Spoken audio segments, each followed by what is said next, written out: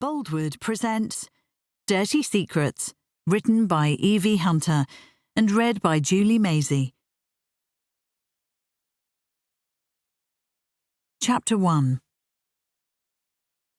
Callie Renfrew had lain awake for what seemed like hours, watching the dawn break over her extensive gardens and the light dancing across her bedroom ceiling. She sighed resignedly and eventually gave up on her Sunday morning lie-in. What was the point when every little sound caused her nerves to jangle and her heart to leap into her mouth?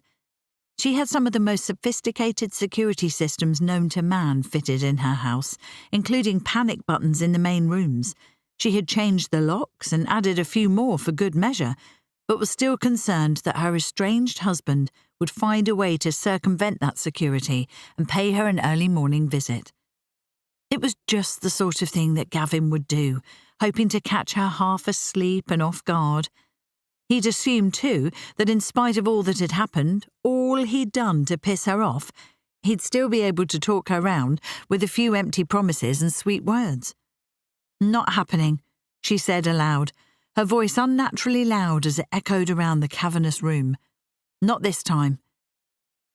She reached for the can of mace in her bedside drawer, just to reassure herself that it was still there, clutching it like a lifeline as she waited for her heart to stop pounding. "This absolutely won't do," she said, finding relief in the sound of her own voice. "I am a strong, independent woman and am absolutely not going to go through the rest of my life being a victim. I need to get proactive." Thus resolved, she swung her legs out of bed and listened to her footsteps echoing off her ensuite's tiled floor as she jumped into the shower, waiting for the warm jets to bring her fully back to consciousness. Wrapped in a towel, she then perched on the edge of her massive bed and checked for messages on her phone. There was nothing that couldn't wait, so she opened Spotify and selected one of her playlists, just to counter the deafening silence that reverberated around the house and inside her head, too. It made her feel a little less lonely, a little less insecure, a little more in control. Every room in the massive house seemed to echo with emptiness. The place was big enough to accommodate 3 families with ease, and she rattled about in it on her own, all because Gavin, her husband, had insisted upon purchasing it to impress friends and foes alike. Callie rolled her eyes when she recalled how Gavin had shown their house, a house, never a home, off to his acquaintances. Sycophants and hangers-on, the lot of them. Look what a man from a sink housing estate can achieve. He'd neglected to mention that his achievements were the rewards of criminal activities that had gotten out of control, hence Gavin's reasons for recently going on the missing list. But Callie and her friends had outsmarted him, which was why Gavin would now be desperate and out for revenge. A week had passed since Gavin's business partner, George Markham, had been murdered in a hotel room where a vicious online gaming symposium had been scheduled to take place. Gavin was behind the game's development and potential sale for a massive sum, but hadn't fronted the negotiations himself. He had intended to make a killing in all senses of the word before legging it to warmer climes with his latest squeeze, leaving Callie to deal with his pissed-off business contacts and police investigations alike. Callie and her PA, Darren Bishop, were indirectly responsible for George's murder, since Darren had made it clear to Gavin that Callie knew of his plans and wasn't about to let the game go ahead.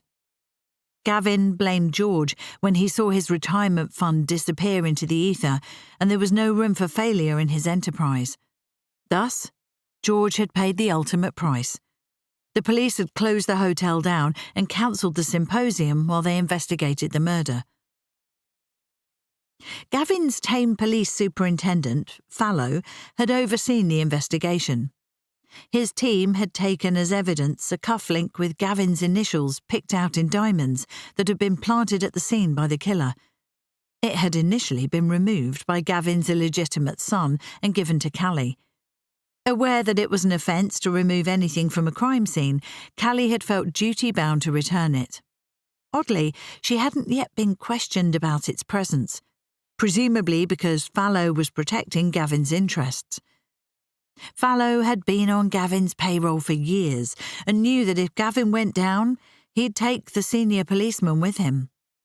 Fortunately, George Markham was well known to the police for all the wrong reasons, and so not too much effort was being made to find his killer. As far as they were concerned, there was one less villain on their patch. Callie's recent sleepless night, one of many, was not attributable to guilty feelings about George's demise. His murder had come about as an indirect result of her determination to shut down the gaming symposium before any innocent parties were harmed. George knew of the violent nature of a game designed to be played out in real life by willing participants. Those participants probably weren't aware, though, that it really would have been a fight to the death, all for the voyeuristic pleasure of paying punters. Those queuing up to take part had assumed it was make-believe, but George must have been aware that the game wouldn't have sold for millions if it was just another online craze. That being the case, Callie didn't feel a moment's guilt for the death of a greedy man whom she'd never really liked. The fact that her repose had become fragmented had more to do with the spectre of Gavin, which loomed large. He'd been off the radar for almost 4 months now with not a word to her. She would hear from him soon enough, though, given that he'd be brassic and she'd cleared out his offshore accounts. She was prepared to confront him, but wanted that meeting to take place on her terms, hence the need for the added security. The temptation to lock the house up and stay somewhere else until the dust settled was compelling, but she refused to be intimidated into playing by Gavin's rules. This time, she was the one in the driving seat.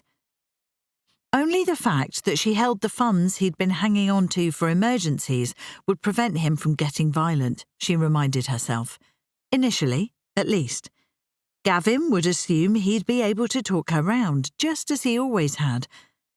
Not this time. She'd had more than enough of being his patsy, and he was about to find out just how ruthless she could be when backed into a corner. "What to do with myself today?" she asked aloud, wondering if talking to herself was the first sign of madness. Perhaps she should get a dog. She'd always liked dogs, and if she spoke aloud to an animal, then she'd no longer be a candidate for the funny farm. Everyone spoke to their pets, didn't they? It was Sunday, a beautiful late spring day, far too nice to be wasted indoors. Ordinarily, she would go to work. Callie owned Frenchurch Falls, a successful spa with an attached Michelin-starred restaurant. Gavin had purchased it in her name as a means to launder the funds that had flowed into his criminal empire. He hadn't expected her to make a success of the business and put it on the local map as the health and beauty hangout of choice, with a waiting list for membership. He hadn't expected her to find her niche as a natural entrepreneur either. She'd been energised by a challenge that had turned her into a bit of a workaholic, a lot of a control freak. The place thrived thanks to her flair, imagination and diligence. It gave Callie a purpose, a reason to get out of bed in the morning, and she gloried in the success she'd made of it. Gavin, when he reappeared, would expect her to sell the place, along with their house, and hand the proceeds over without complaint. It galled Callie to think of all the occasions when he'd gone missing, usually when he'd stepped on someone else's toes and needed to let the heat die down. He would leave her to juggle his affairs and fend off the hard men who wanted an urgent word. She did so too, without ever once complaining. Discovering that Gavin had enjoyed a 2-year affair with one of Callie's closest friends and fathered her child had been the catalyst that finally caused the worm to turn. That, and the fact that he'd been gone for so long this time without so much as a phone call to make sure she was coping. "I'm not going to work today," she told the kitchen wall as she sipped at her coffee. "I'm going to pretend that I actually have a life and go out and do, well, something." What did people do on a warm Sunday? Before she could decide, her phone rang. "Hey, Darren," she said, picking up. "What's up?" "Does anything have to be up?" Callie knew she must have come across as anxious, or worse, afraid, which irritated her. Darren, she had recently discovered, had been in contact with Gavin the entire time he'd been off the grid.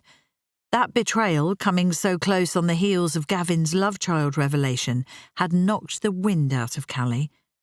Already slow to trust, she'd begun to wonder if anyone close to her was who they purported to be.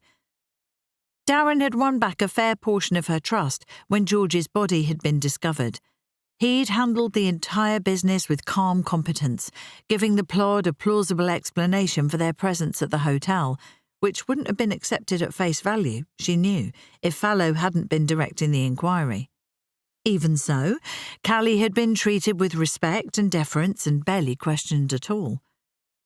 "Sorry, it's just that you don't work Sundays, so I assumed that Gavin had—" "Nope, not heard a dicky bird from him since the shit hit the proverbial a week ago." "Then what? Should I be worried?" "It's a lovely day. Fancy a ride out into the country?" "Why?" Darren's earthy chuckle echoed down the line. Always so suspicious. With good reason, Callie thought, but did not say. "What else do you have on your agenda today?" Callie bridled. "I do have a life outside of work, you know." "Sure, keep telling yourself that. But hey, if you've got plans, don't let me get in the way of them." "No, you're right." Callie let out a long breath. "Okay, pick me up in half an hour. Where are we going anyway?" "It's a surprise." "In other words, you have no idea yourself." It was Callie's turn to chuckle. "Fear not. By the time I get to you, I will have a plan." "Good to know." Callie smiled as she ended the call. A day that had loomed long and empty in front of her now had a purpose. What to wear, she wondered. It was vital not to appear as though she'd made an effort, so she pulled on jeans and changed her mind 3 times about a top. She thought about their conversation as she applied makeup with a light hand, obliged to concede that Darren was spot on in his assessment of her social life. She had thousands of followers and supposed friends on her various social media sites, but only a handful were actual physical friends, and even fewer of them were confidants. Since Gavin's disappearance, her social contacts had dropped like flies, implying that it was Gavin who had attracted them. Since he'd gone AWOL, perhaps they were worried about being implicated in his nefarious activities. Or perhaps the women didn't feel comfortable having a temporarily single female in their midst. Since Callie had no intention of taking Gavin back, her single status would soon become permanent, and she would then be free to surround herself only with people whom she actually liked and wanted to mix with. "Time for a rout," she told her reflection, as she pulled a brush through her unruly red curls and examined her face critically. Not bad for a 48-year-old, she told herself. The wrinkles were kept mostly at bay thanks to modern methods. Her hair was still thick and shiny, even if the natural red needed a little artificial help nowadays. What woman didn't colour her hair, she thought mutinously. Sod the growing old gracefully mantra. She intended to buck that particular trend until she lost the will to live. Darren pulled up right on time, driving a shiny blue convertible Merc that she hadn't seen before, with the roof down. He rocked a pair of jeans and polo shirt, his eyes covered with shades, and looked like he'd just stepped from the pages of a gents' magazine.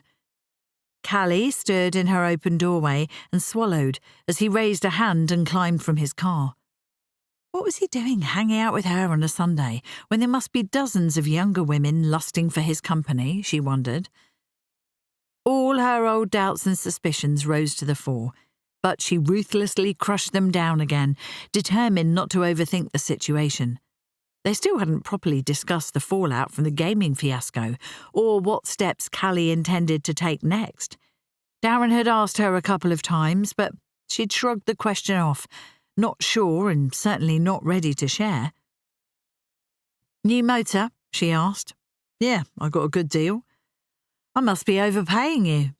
Darren laughed. "Damn, I didn't think you'd notice."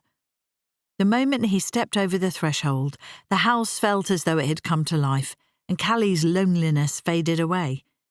"You ready?" he asked. "Sure, let me just get a clip for my hair. With the roof down, I'll look like I've got a haystack on my head otherwise. I can put it up if you like. No, don't worry, I'm not that vain.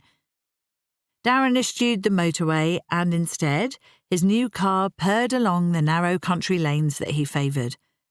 The radio was tuned to an oldies station. Surely he was too young to have been around when some of the bands had been popular. The same couldn't be said for her, and she found herself relaxing as she sang along out of tune. Darren said little as he concentrated on driving. Callie found it no hardship to glance occasionally at his rugged profile and wonder yet again why the hell he was wasting his Sunday on her. Darren pulled into a car park attached to a country pub with a stream at the bottom of the garden, populated by a variety of aquatic fowl sensible enough to realise that they were in the right place to scrounge a free lunch. "Hungry?" Darren asked. "A little." "Come on then, I booked us a table outside." With drink in hand, Callie dutifully followed Darren to said table and took a chair that gave her a clear view of the stream. Children were feeding the ducks.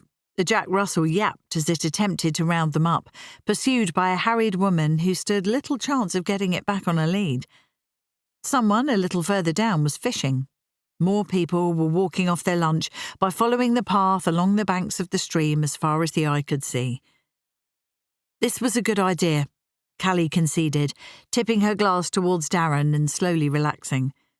"But don't you have better things to do on a Sunday?" "Like what?" "Never mind. I didn't mean to pry." Callie buried her head behind her menu. "If you think I had a date, then you've got it wrong. There's no one in my life right now, too much else going on." "OK." Callie's head popped up from behind her menu. "If you say so." They placed their order, and given how busy the establishment was, Callie settled in for a long wait. She was in no particular hurry. She had no other plans for the rest of a day that spread out in front of her like an empty page. She had brought some paperwork home with her, but for once, she didn't feel a compelling need to tackle it. "So," Darren said, "we need to assess where we're at with Gavin now that we're away from the office and endless interruptions." And there was me, thinking it was the pleasure of my company you craved. Darren winked at her. "Never doubt it." "No, you're right." Callie shifted position in her chair, smiling as a gaggle of ducks waddled after a small child who screamed with delight. Or perhaps fright. It was hard to tell which. "My mind's all over the place, but thankfully, Fallow has kept the police away from me so far, as you know.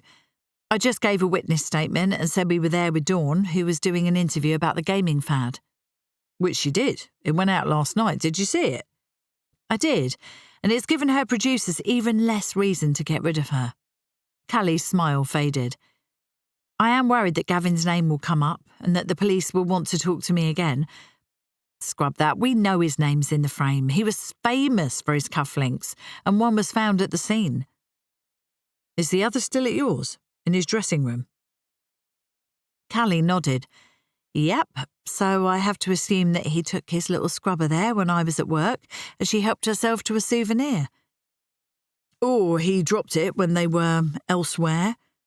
Callie grunted. "Fallow can only hold them off for so long. I mean, George was, a known associate of Gavin, so they'd be pretty slipshod if they didn't ask me more questions." "You told them you haven't seen Gavin for over 3 months." Callie nodded. "So did I. They won't take our word for it, but they will ask around and soon find out it's true, if they don't already know, that is." Their food arrived, and there was a hiatus in the conversation while they picked up their cutlery and ate. This is good," Callie said with an approving nod. "Yeah, the place has a growing reputation. I've been meaning to try it for a while." They ate in contemplative silence for a while, savouring their food. "So what now?" Darren asked, fork poised in mid-air. "What are your plans, and will you share? I want to help you, whatever decision you come to, if you'll let me, but I do realise I still have a lot of ground to make up." Callie took a moment to respond. "I definitely won't take Gavin back, even if he comes crawling.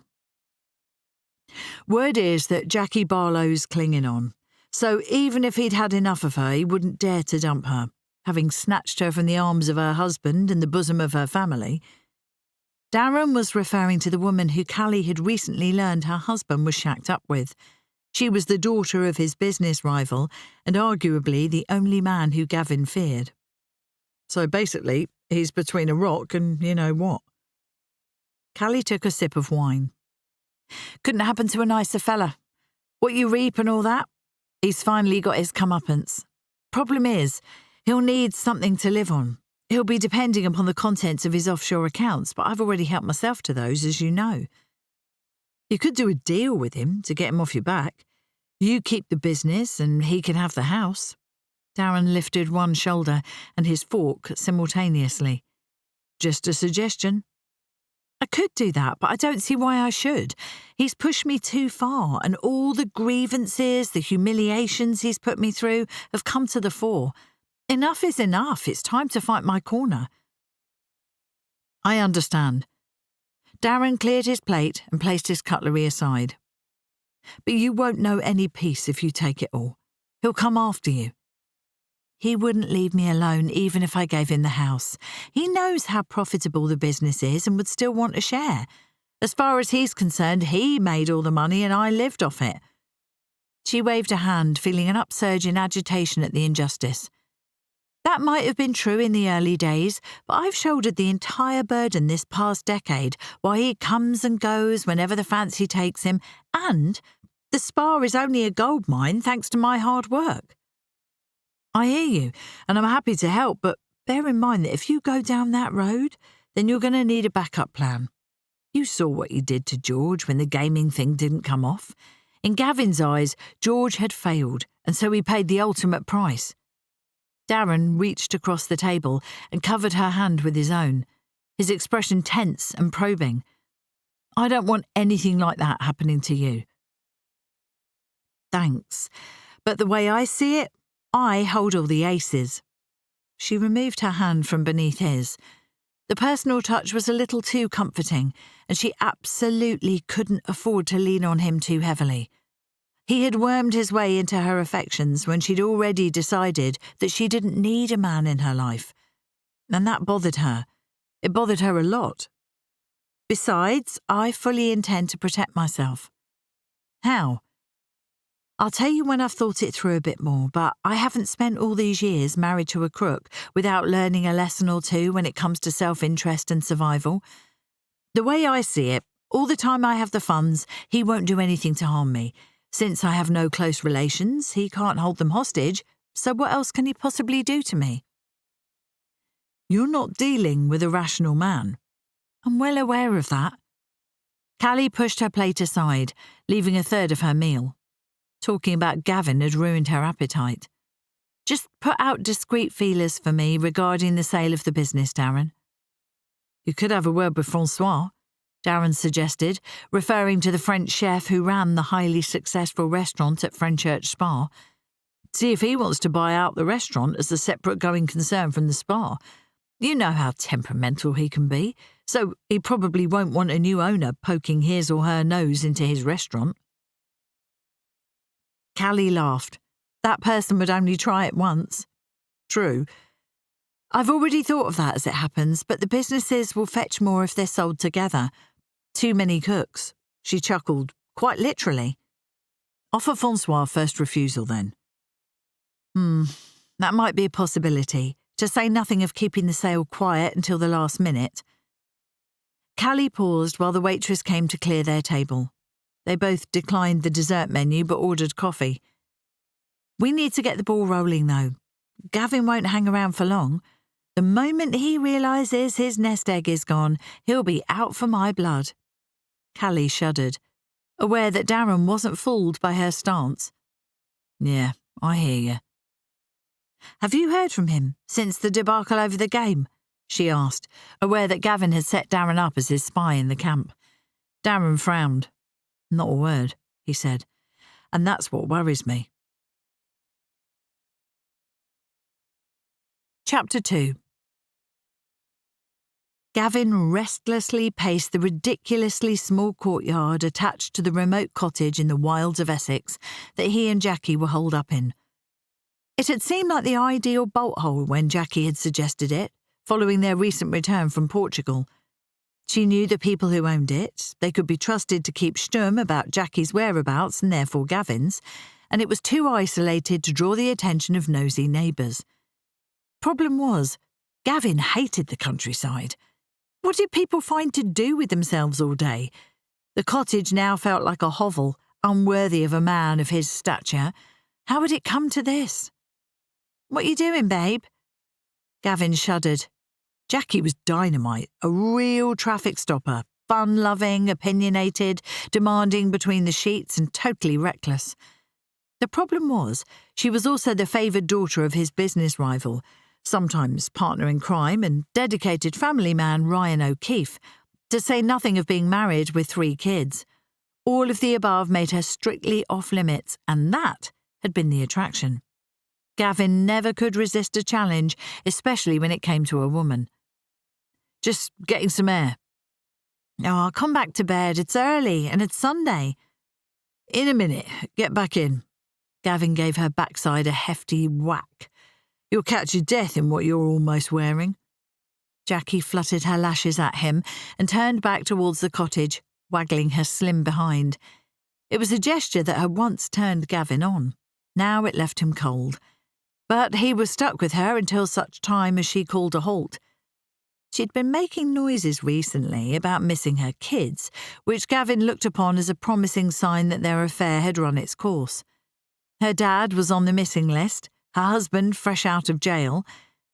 They'd had their fun. Gavin knew he'd played a dangerous game and that if Jackie returned to domestic bliss, no blame would be attributed to her. He'd be the one on the receiving end of a beating. Or worse. Gavin had been flattered when she'd come on to him quite shamelessly during his recent business meetings with her father.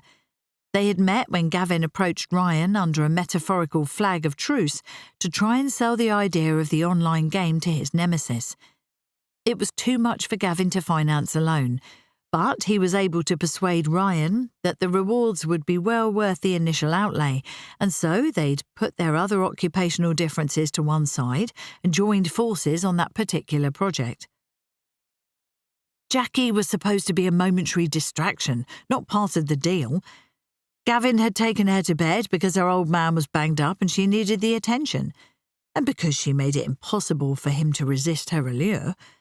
He'd heard that Daddy's favourite was spoiled and accustomed to getting what she wanted, and she'd made it crystal clear that she wanted Gavin. Even so, it wasn't supposed to be anything other than a quick, illicit shag. Jackie, it transpired, had other ideas. She appeared to be infatuated with Gavin and put up with living in isolation, first in Portugal and now here. Gavin had his reasons for wanting to remain below the radar, but Jackie was too self-centred to think that anything other than the desire to have her to himself motivated him. Gavin knew now that her domestic arrangements bored her. She wasn't cut out for motherhood. She'd told him on more than one occasion, and craved excitement. Besides, her mother ruled the roost in the O'Keefe stronghold, in which Jackie and her tribe were expected to live. And Jackie had found herself being eased out of her own children's lives. Gavin provided all the excitement she could handle in the early days, but now struggled to keep pace with her need to party 24/7. Once Jackie had made it clear that she didn't intend to go home, things had become damned awkward for Gavin, who now had the entire O'Keefe clan baying for his blood. O'Keefe held them back while arrangements for the gaming venture were put into place. Business came first, and O'Keefe needed Gavin to make the scheme work. Even so, Gavin knew that he was living on borrowed time, and so was relieved when O'Keefe had gone missing. It took the heat off him, and also he'd assumed, incorrectly as it transpired, Jackie would run home to support her family in their hour of need. "He'll turn up," had been Jackie's casual response when Gavin had asked her what she'd wanted to do. "He always does. He'll have his reasons for going dark," she'd said confidently. "No one would dare lay a finger on Pa." Gavin hadn't wanted to tell her that she'd gotten it wrong. He had no actual evidence to prove that Ryan was dead, but he sensed it. The man adored his wife, was never unfaithful, and never went off without her knowing where, why, and for how long. Jackie would be aware of at least that much if she took the time to think about anything other than herself. Gavin had been obliged to walk away from his own domestic life shortly before he took up with Jackie. It wasn't supposed to have been for so long. Terms had been agreed between himself and O'Keefe, and he knew he wouldn't let what was supposed to be the temporary affair with his daughter to get in the way of their business deal. Gavin had left George to front the gaming scheme because he didn't want to put himself forward in an unfamiliar situation.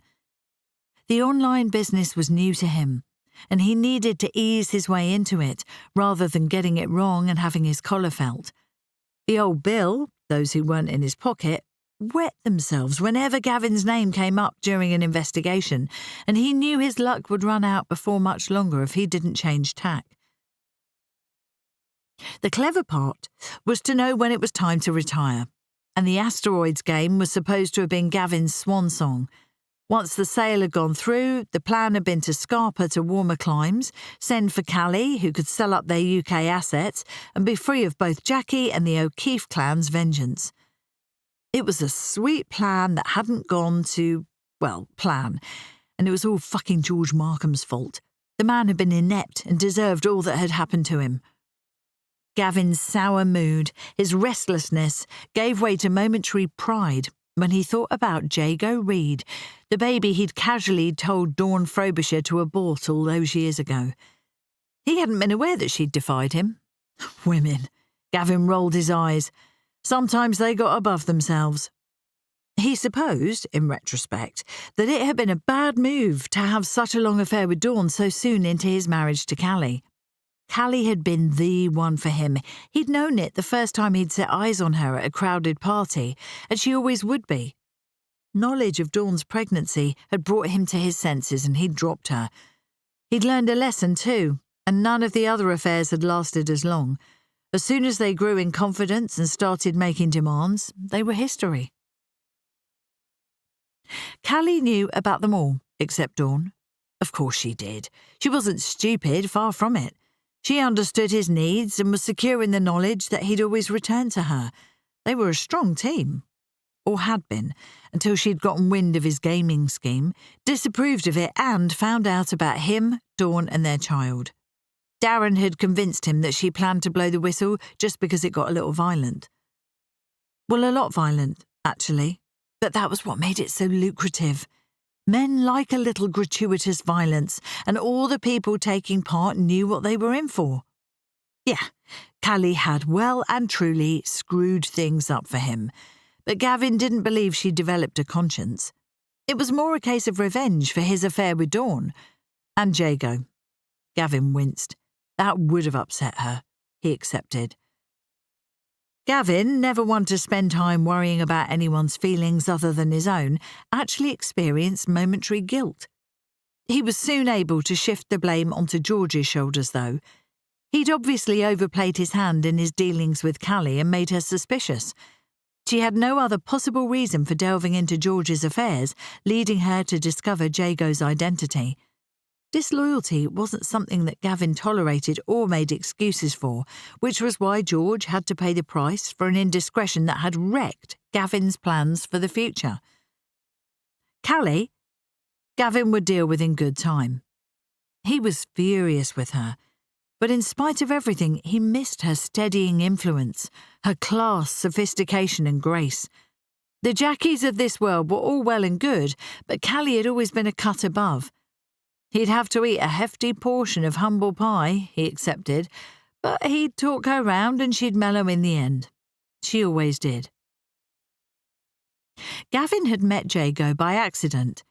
His adoptive father worked for Ryan, and the moment he saw Jago and Reed together, he was struck by Jago's similarity to himself at a younger age. The swagger, the air of self-confidence, the willingness to do whatever it took to get ahead. As soon as he discovered that the kid had been adopted, he just knew that he must be his biological father. Gavin made a point of crossing paths with the kid, found out about his genius for computers and saw an opportunity. Times had changed, and Gavin prided himself on changing with them. Cybercrime was the modern-day equivalent to a sawn-off raid and a hell of a lot safer. No one got hurt. At least, not physically. He gradually revealed to the kid who he was and found it easy to convince him that Dawn had been the one who didn't want to be lumbered with a baby. He recognised in Jago a burning desire to rise above the 9 to 5 that the majority of the population settled for, and thus their relationship flourished.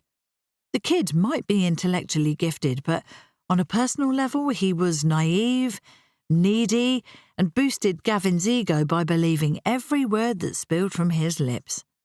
Just the way that it ought to be. The only thorn in the relationship had been Caroline, the kid that Jago had knocked up and insisted upon marrying. No child of his would be abandoned, he'd told Gavin righteously, when he gently suggested that perhaps Jago had been too young to settle down. He'd been right about Caroline, though. Jago had told her too much, and she'd gone all sanctimonious on him, threatening to go to the police if Jago didn't cut all ties with Gavin and O'Keefe. Who the hell did the bitch think she was? She'd had to go, of course, and O'Keefe had made the arrangements, ensuring that she seemed like an innocent victim and that Reed had been the actual target. Gavin had felt bad when he'd seen how cut up about her death Jago was and had paid off his mortgage. After that, the boy was his to command. The future looked rosy, despite that business in Birmingham that had forced him into what was supposed to be temporary seclusion more than 3 months previously. The shit had hit the fan with regard to Jackie when she refused to accept that the affair had run its course, to toe the family line, return to her kids, and wait for her husband to be released. Gavin hadn't seen that one coming and was now saddled with the bitch. With the O'Keefe mob and the Birmingham crew both baying for his blood, Gavin knew the game was up. He would have to leave the UK permanently. He and Jackie had been holed up in that nice place in Portugal, but he wouldn't be able to go back there. When he left her high and dry, it would be the first place she'd tell her family to look. The spectre of her father didn't concern him. Dead men told no tales. But his sons were equally vicious, would blame him for the dalliance with Jackie, and be out for revenge. He'd waited a week for the dust to settle, but now the time had come to start moving his assets around. He smiled to himself as he thought about the funds he had stashed safely offshore, feeling smug to have had the foresight to place so much out of the reach of the UK taxman. It wasn't as much as he'd have gotten from the game, not by a long shot, and not nearly enough to satisfy him. Not even taking into account the amount he'd get for the house and for the spa that Callie, to give her credit, had turned into a gold mine. Gavin had worked his bollocks off for years to accumulate his wealth. There were ups and downs, not least with the gaming thing that had cost him big time. He'd be the first to admit that much. It had also put a target on his forehead. The Birmingham crew were hard bastards, even by his own standards, and he wouldn't let the unexplained murder of Saeed Chowdhury, their leader, go unavenged. The stupid bastards shouldn't have gotten greedy. Gavin had negotiated a deal that was sweet for them all, or would have been. Chowdhury only had himself to blame for subsequent events. Gavin couldn't always control his temper when he was crossed. He'd be the first to admit that much. He was an old-fashioned lag, and his word, a handshake, sealed a deal. But the younger crew, people like Chowdhury, seemed to think that they could move the goalposts when it suited them. "Not on my watch, wanker," he muttered. Even so, the lack of respect in the younger heavies only served to emphasise to Gavin that it was time to give it up. Problem was he owed a lot of money to a lot of people who wouldn't wait for much longer. So even after he cashed in all his assets, if he paid his debts, then he wouldn't have left enough to support himself and Callie in the style to which they'd become accustomed. Growling with frustration, Gavin turned his mind to his most immediate problem, which was Jackie. She'd well and truly buried her head, and he knew there was absolutely no way that she'd return to her family of her own volition. Gavin used to be amused by the way that women gravitated towards him and clung no matter how badly he treated them, but was now starting to see the downside to that situation. He'd probably have to do the ungentlemanly thing and simply leave her high and dry, but only once he'd got all his ducks in a row. With that decision made, and only fleeting feelings of regret, he decided it would be safe to call Darren. He was desperate to know what was going on at his end, and in terms of the investigation into George's death, but hadn't thought it wise to call before now. Apart from now suspecting Darren's allegiances, if his burner was by any chance being monitored, then the plod would be able to place Gavin to within the closest phone mast. Given how isolated this cottage was, it wouldn't take them long to find him. They'd been careful to keep to themselves, but they did occasionally visit one of the pubs in nearby Thaxted, and Jackie stood out like a beacon. If anyone asked after them there, it would be the end of the game, and Gavin hadn't survived in a cutthroat world for so long by being careless. He pulled the phone in question from his pocket.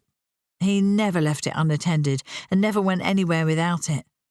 Even Jackie didn't know that he possessed more than one phone. She would jump to conclusions if she did and assume that Gavin kept in touch with Callie by that means. Jackie was insanely jealous of his wife, and when roused to anger, she was almost as scary as her father. Gavin did not want to get on her wrong side. He glanced through the open door and could see that Jackie had indeed taken herself back to bed. She'd put away over a bottle of red the previous night and was snoring softly. Even so, Gavin moved as far away as the confines of the small courtyard permitted before calling Darren. It rang out for so long that Gavin thought Darren wasn't going to answer. How dare the fucking little turd turn his back on him?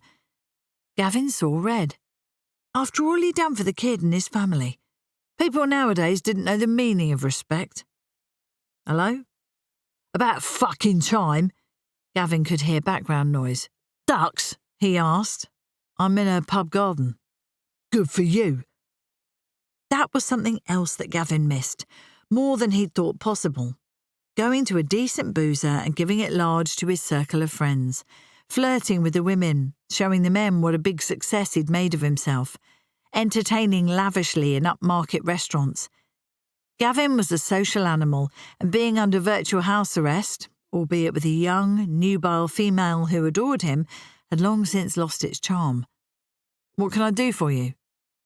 Darren's curt tone only served to increase Gavin's anger.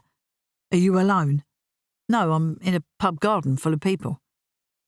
OK, well, we need to talk about George's murder. Are the plod hassling Callie?